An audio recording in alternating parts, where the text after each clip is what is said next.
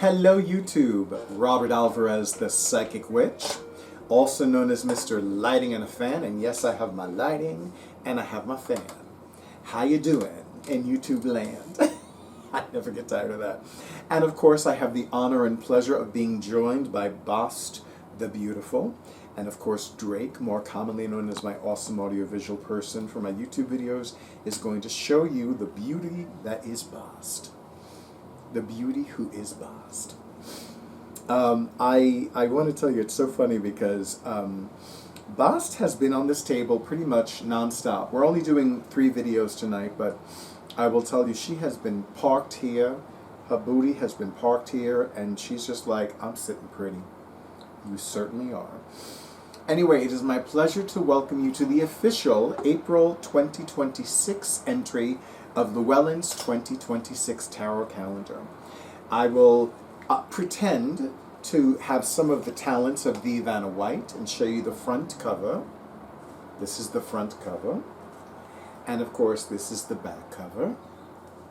And let me take you to April 2026. And I just opened up to the page. Hey, all right, Mr. Alvarez, you go, baby. And I'm joined by Apollo the Tabby. My first boy cat, actually. Not only my first boy cat as an adult, but my first boy cat ever. And Boss doesn't like to admit it, but she likes Apollo. She doesn't barely tolerate him anymore. She likes him. Yes, you do. You like him. You don't hate him. You like him. And it's okay to admit that. She's not okay that I know the truth, obviously. So now we're joined by Apollo. Isn't he beautiful too? Anyway, so there is no spread, and we have the 9 of Pentacles from the Faery Wheel Tarot.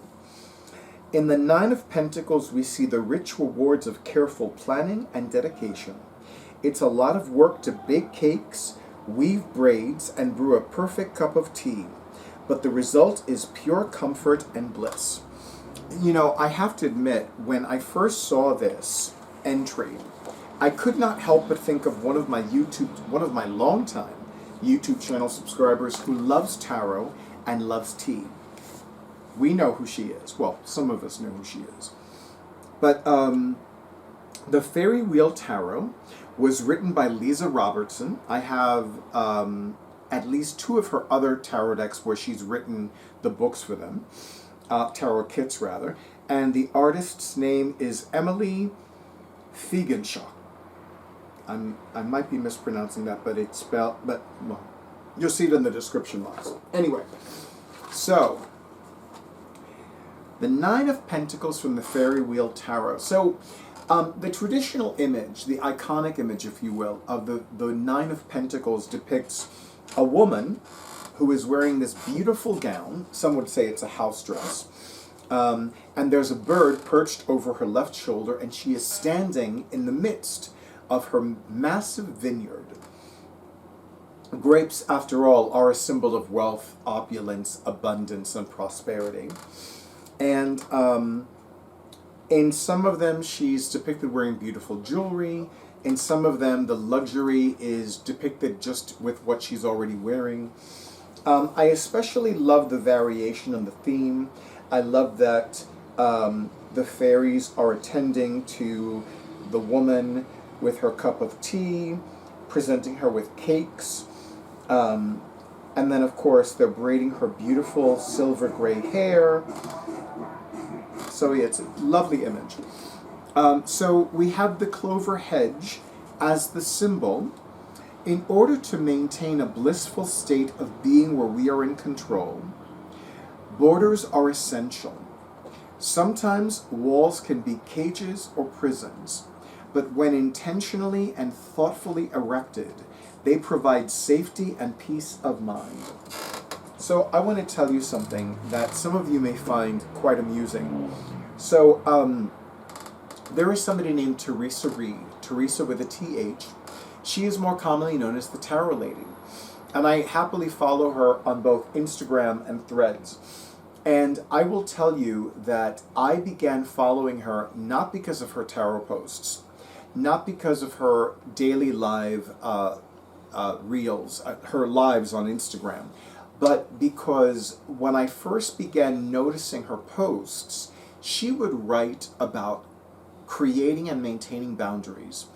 And as somebody that has a history of being a people pleaser, this was so eye-opening, transformative, invigorating, healing, fill in the blank. So after that, I began happily following her. And it's so ironic because one would think that somebody who loves the tarot as yours truly, as much as yours truly does, and who at times has been in lust with the tarot, and who used to teach tarot and still uses tarot professionally and personally, one would think that I would happily follow somebody called the Tarot Lady because of the tarot. No, I began following Teresa Reed, more also known as the Tarot Lady, because of what she would post about boundaries. So I cannot help but highly recommend to those of you in YouTube land, make sure that you are creating and maintaining boundaries in your life. It will help you save your life, it will help you save your sanity, it will help you save yourself from killing the shit out of somebody and getting sent to prison. And I mean every word of that. Because murder is against the law. Smacking the shit out of some dirty-ass bitch is against the law. Notice I didn't say that it's wrong. I said that it's against the law. It's illegal. Not wrong, illegal. There is a difference. Moving on. Tea and tarot. Could there be a cozier combination than tea and tarot? I think there are a few, but I didn't write this article, so I'm going to keep my mouth shut. Tea blends of all kinds have physical and spiritual benefits that can support our reading practice. Black and green teas. The most common varieties enjoyed by tea drinkers the world over.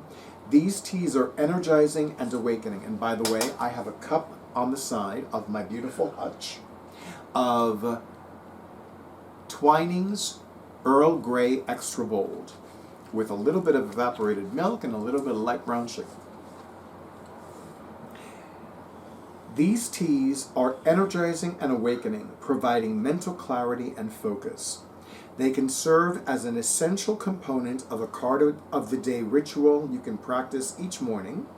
And all you need to do is shuffle the cards while your tea is steeping, and then meditate on the message as you sip your morning cuppa. I love that. Cuppa. C-U-P-P-A. Cuppa. Chamomile.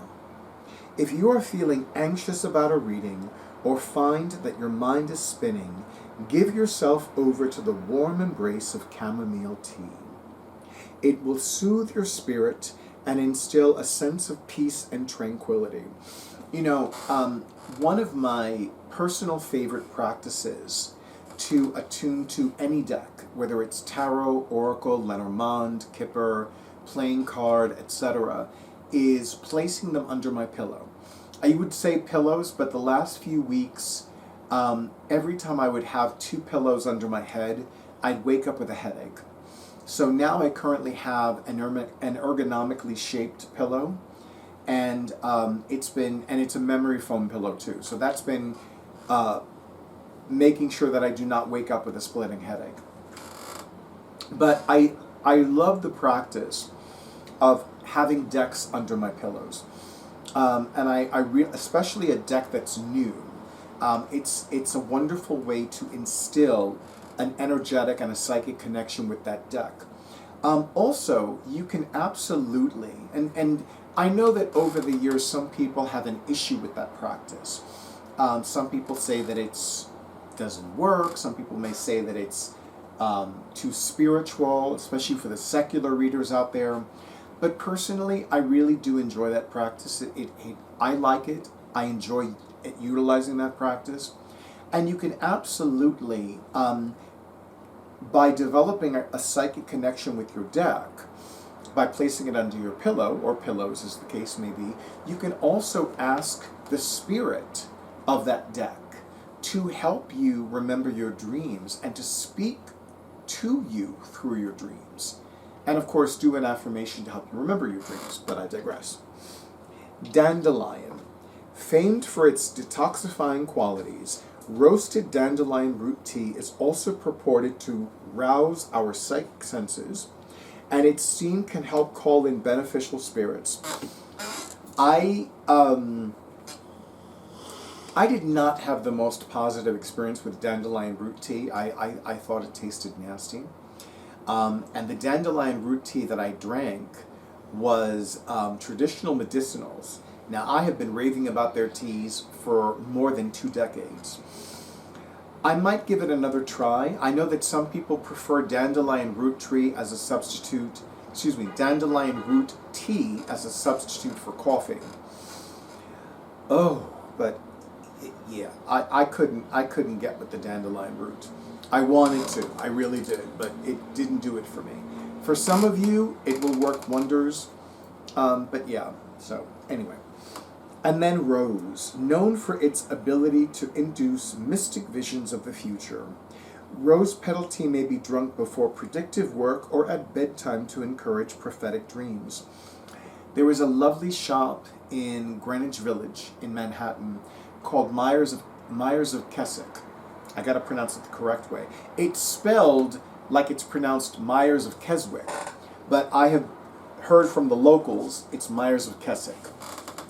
And they have a black rose petal tea that I've had only once in my life. I had a client who hired me to teach her the tarot privately. And I will tell you, it was wonderful being in her home because she always served tea. And she often served the rose petal black tea from Myers of Keswick. Delicious, just delicious.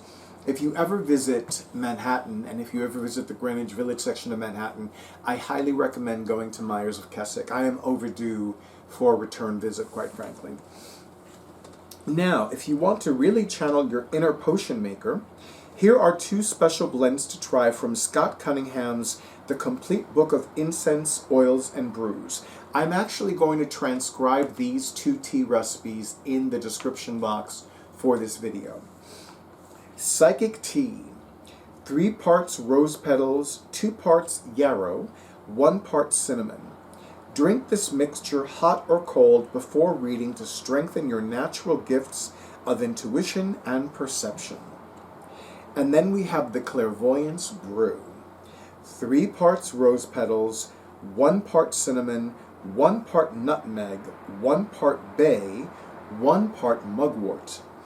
Keep the pot on the boil and carefully breathe in the steam of this heady blend to enhance your powers of foresight. I love these 2 recipes very much. I love the tea and tarot section, but I promised myself that I would transcribe the psychic tea and the clairvoyance brew recipes and put them in the description box for this video. So I'm going to take another sip of my Twinings Earl Grey Extra Bold. And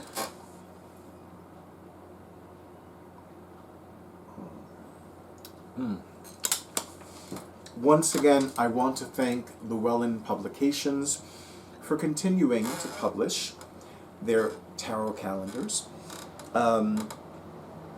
This is the PSA moment. You know, I've always enjoyed Llewellyn Publications. I really have. I really do. I love buying directly from them. I never have a problem. I still remember there was somebody who had asked about where to buy these calendars, but not online, because she didn't like buying things online. And I said to her, go to your local metaphysical supply store, go to your local general bookstore, let them know that you want to order this, because anybody who works at a bookstore, 9 times out of 10, they will happily order something for a customer because they know that if that customer wants that item, they are going to make that request. And absolutely, that bookseller knows, hey, this person wants to buy this. This is a guaranteed purchase. So absolutely make a request of your booksellers make a request of your metaphysical supply shops. And for the record, it's not uncommon. I mean, granted, I've only gone to metaphysical supply stores in New York, New Jersey, and Pennsylvania, not Connecticut yet. Soon, because Connecticut keeps calling me back. But it is very natural to see a metaphysical, magically oriented calendar in a metaphysical supply store, especially after September, because people want a calendar for the new year. You know, the new calendar year. It makes perfect sense. But the reason why I'm especially fond of this calendar is because this is the one and only tarot-themed annual Llewellyn publishes. Llewellyn Publications publishes several astrological annuals. They publish witchy annuals. They publish aromatherapy annuals. They publish herbal annuals. They publish animal and mystical animal annuals. But they only publish one tarot-themed annual, and this is the one. So, by all means, continue giving Llewellyn Publications a great reason to continue making this calendar. Please. And of course, I want to thank Charles Harrington for taking over the writing of the insights, spreads, and tips from the Barbara Moore. I absolutely want to thank everybody who has already purchased this calendar. And of course, I want to thank all of you in YouTube land for all the likes, comments, shares, and subscriptions to my YouTube channel. And an extra big and beautiful and bountiful thank you to those of you who have already scheduled your sessions. I wish all of you a beautiful night and a wonderful weekend. And as always, stay in tune with your intuition, stay safe, stay well, stay hydrated, and stay tuned for the next video.